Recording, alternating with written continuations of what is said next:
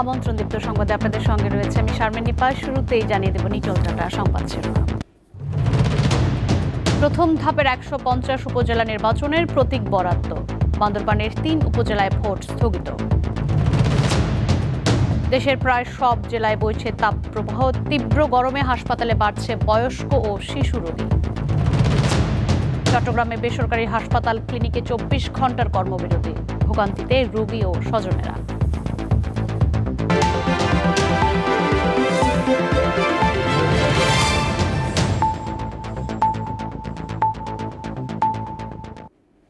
শিরোনাম শুনছিলেন, এবারে যাব বিস্তারিত প্রসঙ্গে।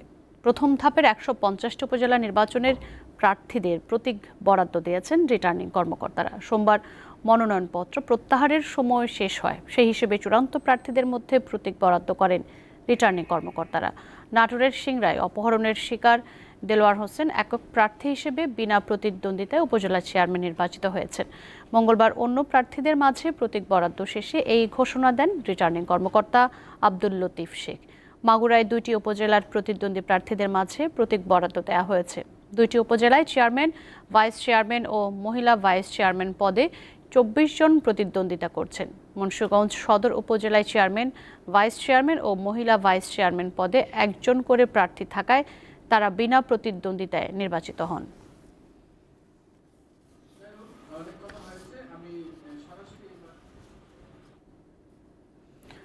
যৌথ অভিযানের কারণে বান্দরবানের রুমা, থানচি ও রোয়াংছড়ি উপজেলা নির্বাচন স্থগিত করা হয়েছে।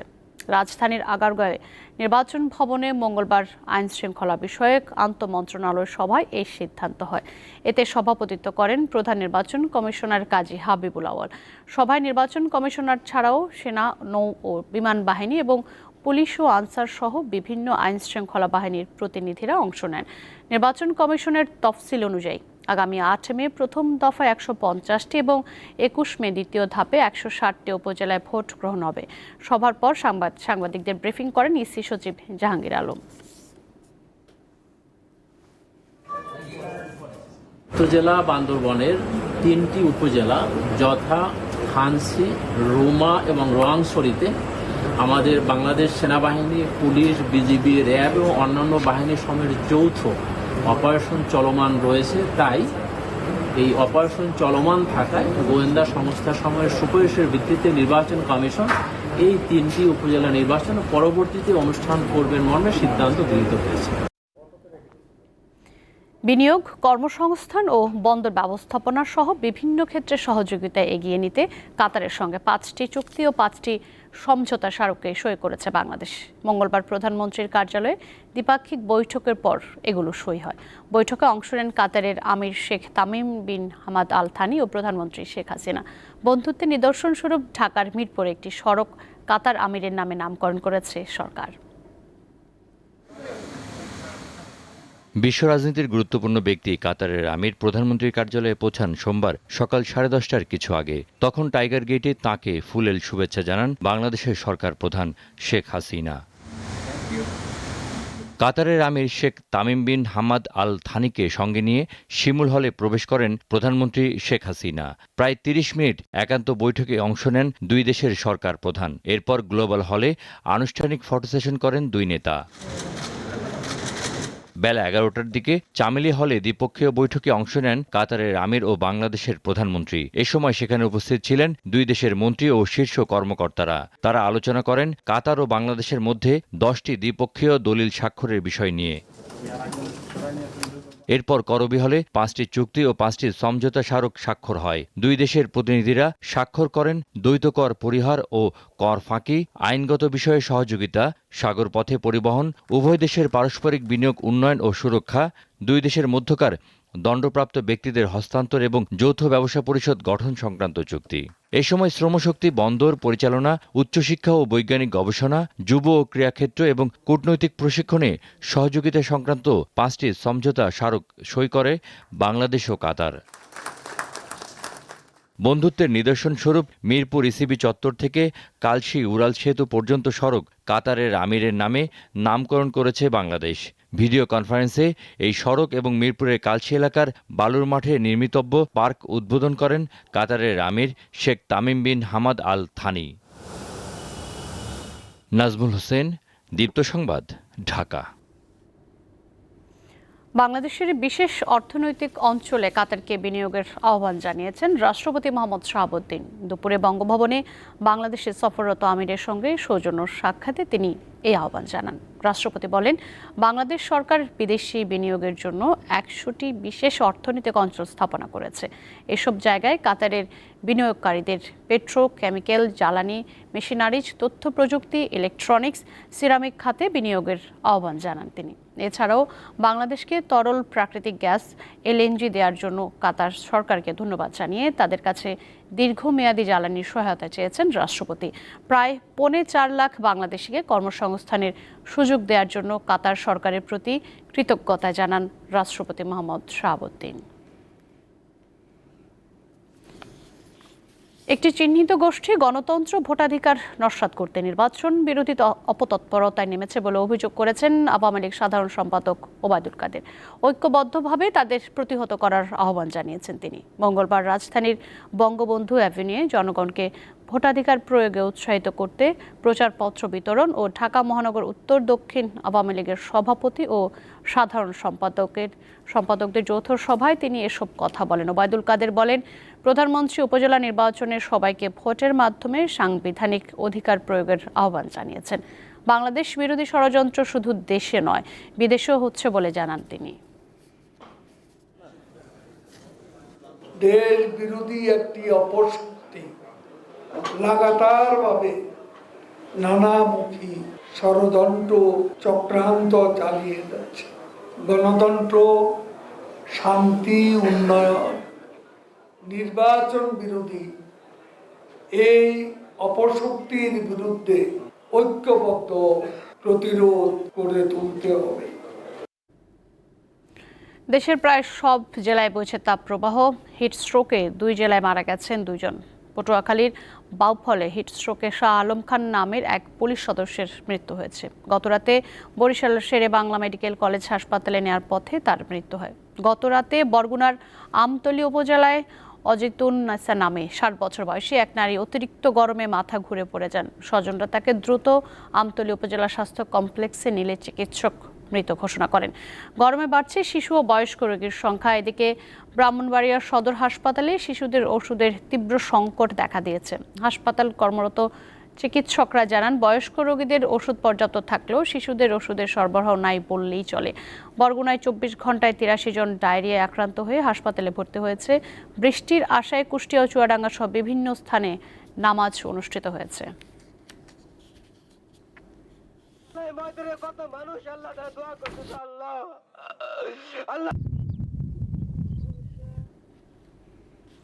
দর্শক, পটুয়াখালী থেকে তাপদাহের খবর জানাচ্ছেন সহকর্মী মোহাম্মদ ইমরান। ইমরান, পটুয়াখালীতে আজ তাপমাত্রা কত রেকর্ড করা হয়েছে, আর হাসপাতালে রোগীর সংখ্যা কি বেড়েছে কিনা?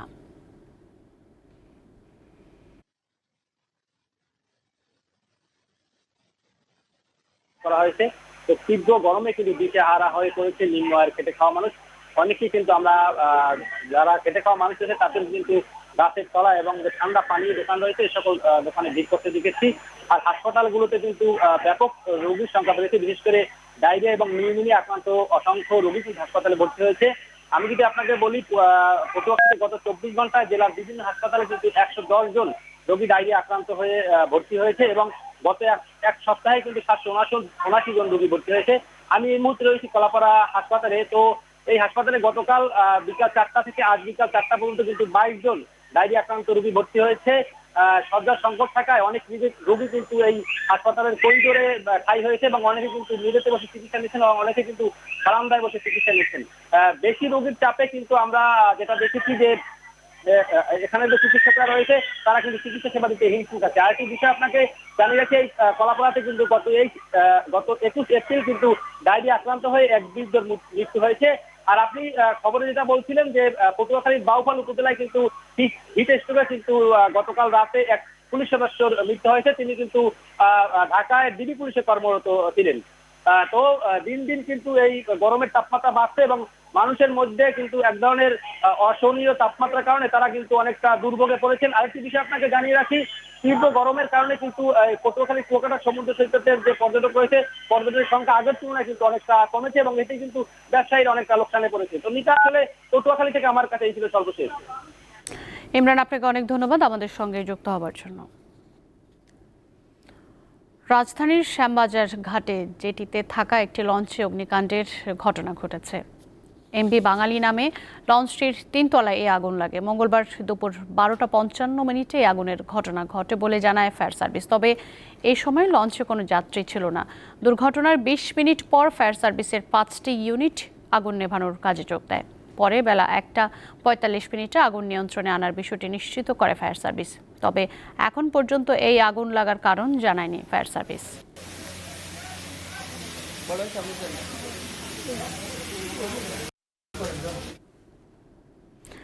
খেলনার মোড়কে যুক্তরাষ্ট্র থেকে ডাকে দেশে আসছে গাঁজার নির্যাসযুক্ত কেক ও চকলেট।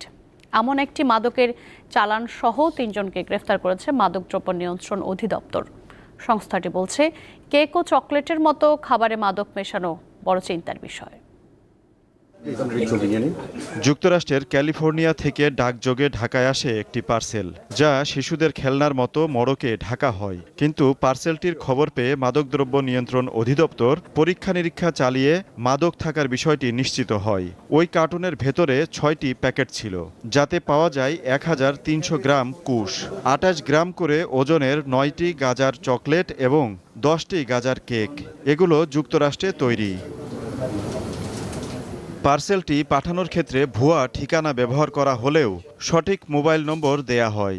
মঙ্গলবার ব্রিফিংয়ে মাদকদ্রব্য নিয়ন্ত্রণ অধিদপ্তর জানায়, গ্রেপ্তার 3 জনের সাথে আরও কেউ জড়িত কিনা খতিয়ে দেখা হচ্ছে। বোঝা যায় যে কুশ তো সরাসরি ব্যবহার করে কাজে আকারে, এটার কোনো কিন্তু একটা আশঙ্কার বিষয় এবং এটা সত্যি কনসার্ন হওয়া দরকার যে কেকে যে ব্যবহার করার জন্য যে ক্যানাবিসটা তারা আনছে সেটা লিকুইড ফর্ম, তার মানে কেকে এটা ব্যবহার করছে। তিনি জানান, কেক ও চকলেটের সাথে মেশানো নতুন ধরনের এই মাদক নিয়ে ভাবতে হবে সবাইকে। কেক ব্যবহার যারা করছে, উৎপাদন যারা করছে, তাদের যারা চেক করার কথা, বিএসটিআই আমাদের ভোক্তা অধিকার কর্তৃপক্ষ, অনেকগুলো কর্তৃপক্ষ আছে যারা উৎপাদিত খাদ্যদ্রব্য পরীক্ষা করে থাকে, ঠিক আছে, তাদেরকে আমরা কিন্তু এটা কনসার্ন করব এবং তাদেরকে আমরা এটা জানাবো।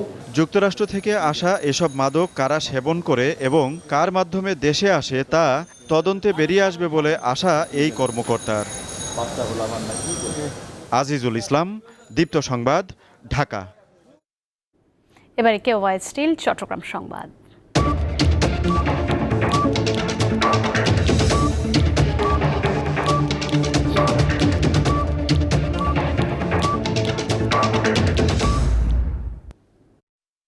চাঁদপুরের শাহরাস্তি উপজেলার ঠাকুর বাজারে পড়েছে 14টি ব্যবসা প্রতিষ্ঠান। মঙ্গলবার ভোরে একটি চা দোকানের চুলা থেকে আগুনের সূত্রপাত হয়। শাহরাস্তি ফায়ার সার্ভিসের 2 ঘন্টার চেষ্টায় আগুন নিয়ন্ত্রণে আসে। কাউন্সিলর দেলোয়ার হোসেন মিয়াজি জানান, ঠাকুর বাজারের Bismillah Sutaghar, Anil hotel and restaurant, Anil tea stall সহ 14টি ব্যবসা প্রতিষ্ঠান পুড়ে যায়। এখানে বেশিরভাগ ছিল বিভিন্ন ব্যবসায়ীদের গোডাউন।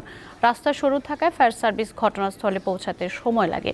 শাহরাস্তি ফায়ার সার্ভিসের ভারপ্রাপ্ত কর্মকর্তা জানান, চুলা থেকে আগুনের সূত্রপাত, একটি ইউনিট দিয়েই আগুন নিয়ন্ত্রণ করা হয়েছে।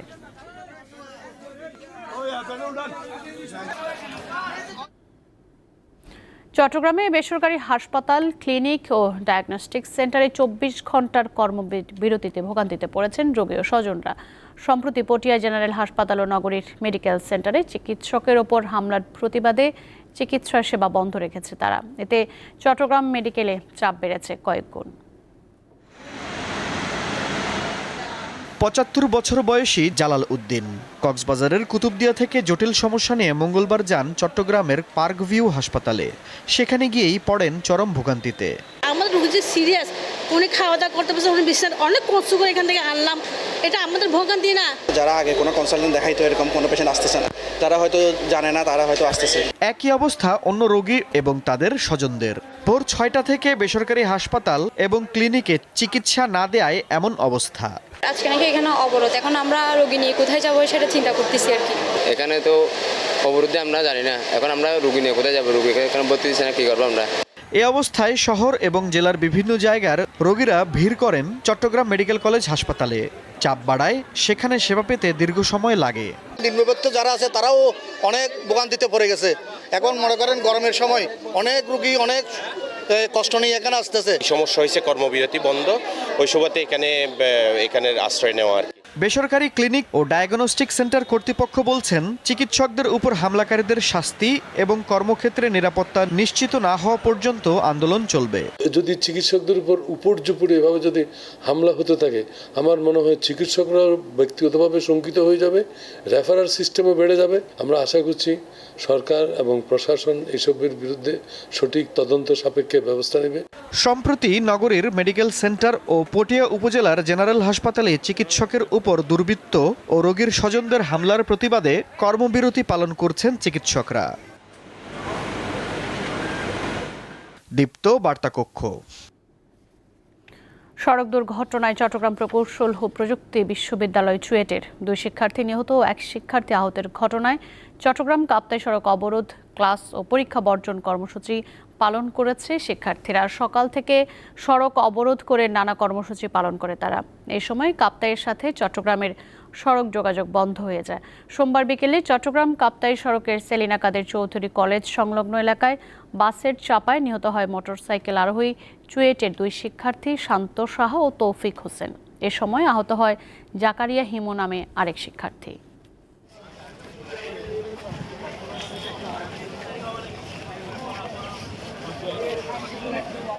ভারতের 4র্থ অসামরিক সম্মাননা পদ্মশ্রী পদক পেয়েছেন রবীন্দ্রসঙ্গীত শিল্পী রেজওয়ানা চৌধুরী বন্যা। সোমবার সন্ধ্যায় দিল্লিতে ভারতের রাষ্ট্রপতি ভবনে রাষ্ট্রপতি দ্রৌপদী মুর্মুর হাত থেকে পদ্মশ্রী পুরস্কার গ্রহণ করেন তিনি। অনুষ্ঠানে বাংলাদেশের রবীন্দ্রসঙ্গীতে নিবেদিত প্রাণ উল্লেখ করে শিল্পকলায় রেজওয়ানা চৌধুরী বন্যার অবদানের কথা তুলে ধরা হয়। সেই সাথে মহাত্মা গান্ধীর 150তম জন্মদিনে বন্যার কণ্ঠে গাওয়া ভজন স্মরণ করা হয়। ভারতের সর্বোচ্চ বেসামরিক সম্মাননা ভারতরত্ন, এরপর পদ্মবিভূষণ, পদ্মভূষণ ও পদ্মশ্রী। নানা ক্ষেত্রে বিশেষ অবদানের জন্য এসব পুরস্কার প্রদান করা হয়। এবছর 5 জন পদ্মবিভূষণ, 17 জন পদ্মভূষণ আর 110 জন পদ্মশ্রী সম্মাননা পেয়েছেন। মালয়েশিয়ায় 2টি হেলিকপ্টারের মুখোমুখি সংঘর্ষে অন্তত 10 জন নিহত হয়েছে। মঙ্গলবার সকালে নৌবাহিনীর কুচকাওয়াজে অংশ নিতে সামরিক মহড়া চলাকালীন মধ্য আকাশে হেলিকপ্টারের 2টির সংঘর্ষ হয়। নৌবাহিনীর এক বিবৃতিতে বলা হয়েছে, রয়্যাল মালয়েশিয়ান নেভির 90তম বর্ষপূর্তি উপলক্ষে হেলিকপ্টার 2টি একটি সামরিক মহড়ায় অংশ নিয়েছিল। ধারণা করা হচ্ছে, নিচে পড়ার আগে একটি হেলিকপ্টারের রটার ক্লিপে আঘাত হেনেছিল অপর হেলিকপ্টারটি। এরপরেই 2টি হেলিকপ্টার বিধ্বস্ত হয়ে নিচে পড়ে। 2 হেলিকপ্টারে থাকা 10 জন ক্রুর সবাই মারা গেছেন। 3 দিনের সফরে পাকিস্তানে গেছেন ইরানের প্রেসিডেন্ট ইব্রাহিম রাইসি। সোমবার সফরের প্রথম দিনে ইসলামাবাদে পাকিস্তানের প্রধানমন্ত্রী শাহবাজ শরীফের সঙ্গে বৈঠক করেছেন তিনি। পাকিস্তানের প্রধানমন্ত্রীর কার্যালয় জানিয়েছে, দ্বিপক্ষীয় সম্পর্ক উন্নয়নের 2 রাষ্ট্রনেতার মধ্যে কার্যকর আলোচনা হয়েছে। বিশেষ করে বাণিজ্য ও যোগাযোগ নিয়ে আলোচনা হয়েছে তাদের মধ্যে। এছাড়া সন্ত্রাসবাদ মোকাবিলায় 2 দেশের যৌথভাবে কাজ করার বিষয়ে একমত হয়েছেন 2 নেতা। চলতি বছরের শুরুতে ইরান ও পাকিস্তানের পাল্টাপাল্টি হামলার জেরে 2 দেশের মধ্যে সম্পর্কে টানাপোড়েন শুরু হয়েছিল। যুক্তরাজ্যে অবৈধ অভিবাসন প্রত্যাশীদের এখন থেকে রুয়ান্ডা পাঠিয়ে দেওয়া হবে। এ বিষয়ে ব্রিটিশ পার্লামেন্টে একটি বিল পাশ হয়েছে। মঙ্গলবার এই বিষয়ে টানা 8 ঘন্টার বিতর্কের পর বিলটি পাশ হয়। ব্রিটিশ পার্লামেন্টের নিম্নকক্ষ হাউস অফ কমন্সে বিলটির পক্ষে ভোট পড়ে 317টি এবং বিপক্ষে ভোট পড়ে 237টি। অবশ্য উচ্চকক্ষ হাউস অফ লর্ডস এই বিলে 2টি সংশোধনী দিয়েছে। যুক্তরাজ্যের প্রধানমন্ত্রী ঋষি সুনাক প্রতিশ্রুতি দেন, যুক্তরাজ্যে অভিবাসন প্রত্যাশীদের রুয়ান্ডা পাঠানোর ফ্লাইট 10 থেকে 12 সপ্তাহের মধ্যে শুরু হবে। সে অনুযায়ী অভিবাসন প্রত্যাশীদের প্রথম ফ্লাইট জুলাইয়ে রুয়ান্ডার রওনা হবে।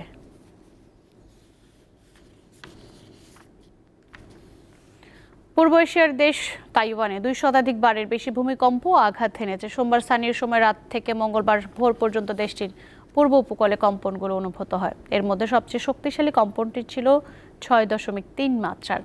একের পর এক আঘাত হানায় এসব ভূমিকম্পে রাজধানী তাইপের ভবনগুলো কেঁপে ওঠে। তাইওয়ানের আবহাওয়া প্রশাসন বলেছে, পূর্বাঞ্চলের হুয়ালিয়েন শহরে ভূমিকম্পের উৎপত্তি হয়। হুয়ালিয়েনের দমকল বিভাগ জানিয়েছে, ভূমিকম্পে একটি হোটেল ক্ষতিগ্রস্ত হয়েছে এবং ঝুঁকে পড়েছে, তবে এতে কোনো হতাহতের খবর পাওয়া যায়নি।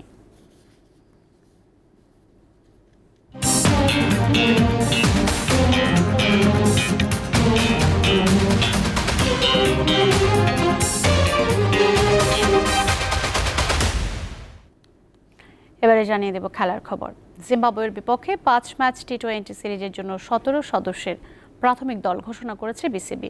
দলে নেই সাকিব আল হাসান ও মুস্তাফিজুর রহমান। তবে ব্যক্তিগত সফর শেষে ঢাকা লিগে একাধিক ম্যাচ খেলার পর সিরিজের শেষ 2-1টি ম্যাচে সাকিবকে পাওয়ার আশা করছে বিসিবি। ওমরা পালন শেষে বর্তমানে যুক্তরাষ্ট্রে আছেন তিনি। এদিকে আসন্ন টি-20 বিশ্বকাপের পরিকল্পনাও প্রায় সাজিয়ে ফেলেছেন নির্বাচকরা। বর্তমান ঘোষিত দলের 17 জনের বাইরে থেকে কেবল সাকিব আর মুস্তাফিজেরই বিবেচনায় আসার সুযোগ থাকবে। 28 এপ্রিল চট্টগ্রামে 3 দিনের ক্যাম্প শেষে চূড়ান্ত দল ঘোষণা করা হবে।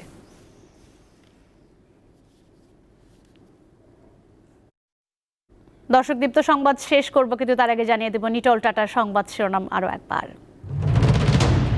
প্রথম ধাপের 150 উপজেলা নির্বাচনের প্রতীক বরাদ্দ।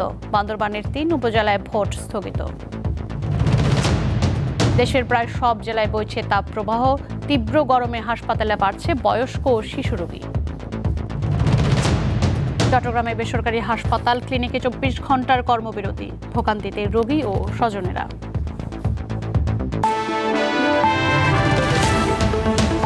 দর্শক, এই ছিল এখনকার মতো আমাদের পরবর্তী সংবাদ সন্ধ্যা 6:50 দেখার আমন্ত্রণ রইল। আরও তথ্য বিনোদনের খবর পেতে যুক্ত থাকুন দীপ্ত টিভি ডিজিটাল প্ল্যাটফর্মগুলোতে। ধন্যবাদ সকলকে এতক্ষণ সঙ্গে থাকার।